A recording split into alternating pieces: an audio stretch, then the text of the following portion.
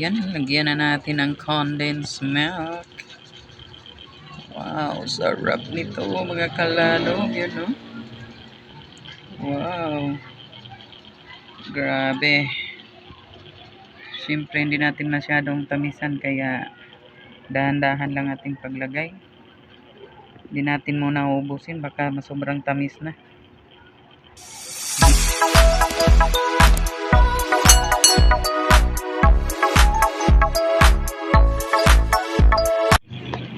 Yun, gawa tayo ng avocado. Lagyan natin ng gatas at yelo. Beat the heat. Sobrang init. Yan, no? Sobrang ganda ng mga avocado na to. Kapal pa ng laman. So, ayan. Shout out nga pala kay G Pinaso. Salamat sa kanyang avocado. Bigay lang ito, no? Thank you, thank you. So, ayan. Slice lang natin ng pa square. Ng ganyan. Itong lahat. So, para ano na. Bite size lang ba? Bite size. Ayan.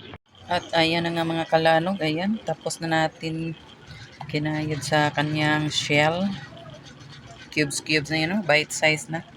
So, this time, lalagyan na natin ng gatas at saka ng siguro konting sugar pag matabang at yellow. So, yun. Ganun lang kasimple. Sobrang sarap na nito.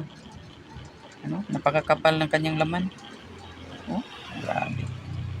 So, ang maganda nito kasi hindi siya ganun yung mga klase ng avocado na may maraming mga ugat-ugat. So, plain siya, oh. Sobrang ganda.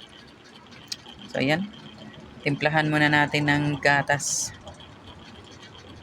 Ayan, lagyan na natin ng condensed milk.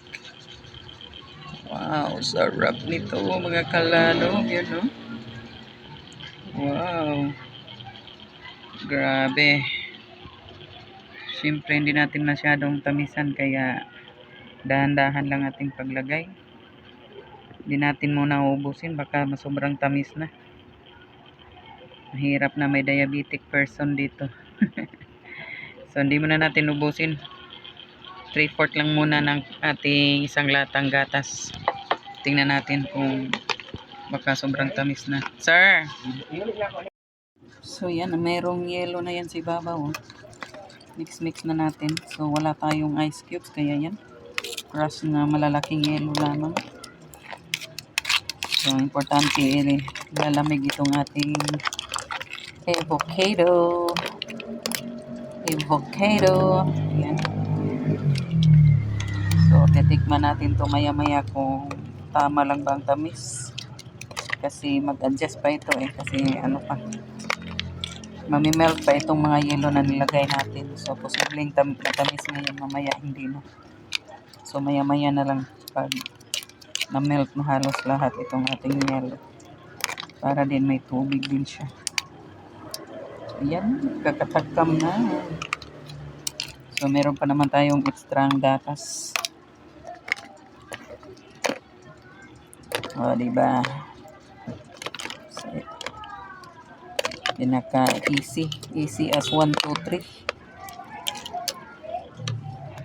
Lagyan muna natin ng additional gatas kasi medyo matabang pa siya.